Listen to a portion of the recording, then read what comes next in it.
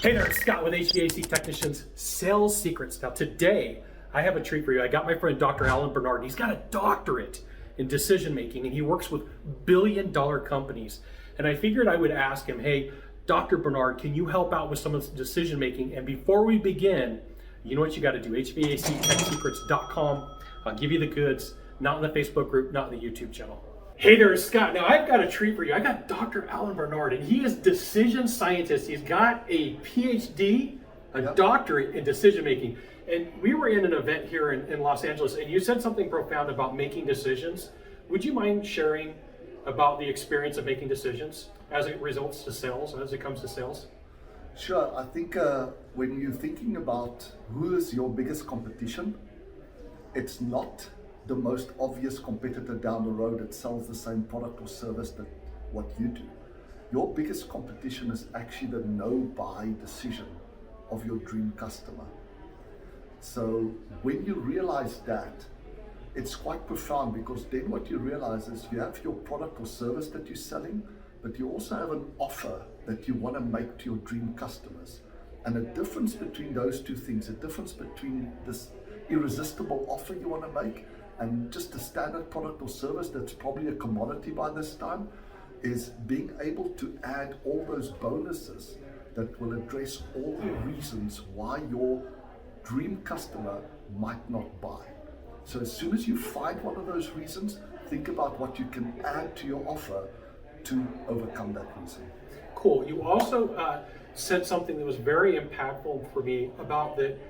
When somebody makes a decision on a buying purchase, it's really an experiment. Can you give one or two sentences on that? Yeah, I think it's useful to think about any decision as an experiment. Why? We don't actually learn from experience. We learn from experiments. And the criteria for an experiment is very simple. There's a specific hypothesis that I want to test, and I have fast feedback to be able to validate or invalidate that. So think about touching a hot stove plate, right? You want to know, is it okay to touch this thing? So you reach out your hand, you touch it, and you get instant feedback, fast feedback, that this is not a good idea.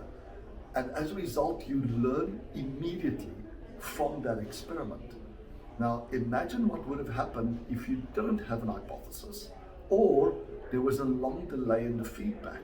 Maybe it burnt you a day later or a week later.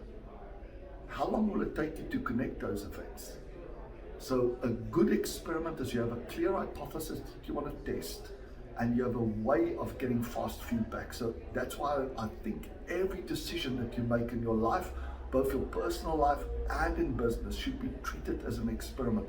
What is it that I want to test here? And what's a mechanism that I can establish to get fast feedback so I know what works and what doesn't work? So having a doctorate from South Africa in decision making, you probably wouldn't imagine talking about sales and objections.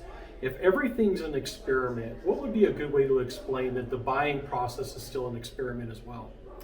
I think, when somebody is buying from you, they have an hypothesis that somehow by buying from you will help them feel better or perform better, right? Those are typically the types of products or services that we buy, as ones that just make us feel better, or the ones that help us perform better, health, wealth, and happiness. Mm-hmm. So as soon as you get that in your head, you can share that with the customer. That they shouldn't be viewing that purchase as a big change in their life, but potentially as a simple experiment. And if you can establish a way of reversing the risk, of mitigating the risk, they could view it like that, to say, why don't you try it and see if this really makes you feel better, or if it allows you to perform better. And if it doesn't, you're welcome to return it. So it's really, really useful to start putting yourself in the mind of your dream customer. And I view a dream customer as simply those customers that would benefit the most from the product or service that you provide. Dr. Barnard, that was so cool. Thank you. You're welcome. Good seeing you. Excellent. Thank you. Cool.